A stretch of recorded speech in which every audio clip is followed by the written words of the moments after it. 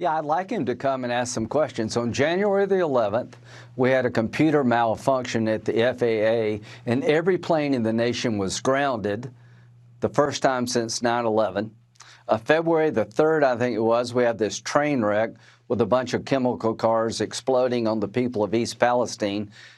The Secretary of Transportation did not go there until February the 23rd.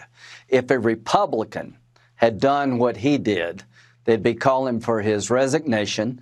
If Trump had not gone to visit the victims of this train wreck, they'd be calling for his impeachment. So the double standard here is just really beyond the pale. I'm not criticizing the Transportation Secretary because of his shoes or his personal life. I am criticizing him because of his leadership. If this is not failure, what would be? Talk about failure. You just saw a report at the top about these hostages that have just been taken in Mexico. And it doesn't look like the Biden administration even really knows much about it, or they don't really have a plan for it. What would Lindsey Graham do in this situation?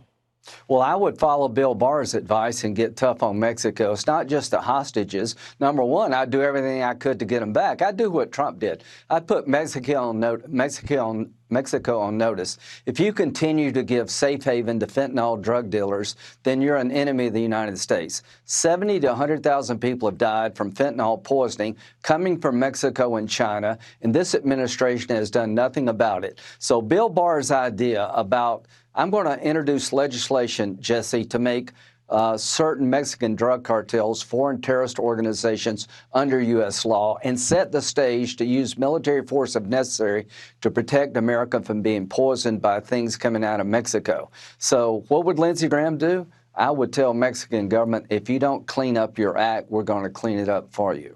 All right. Senator Lindsey Graham, thanks so much for joining us. Thank you.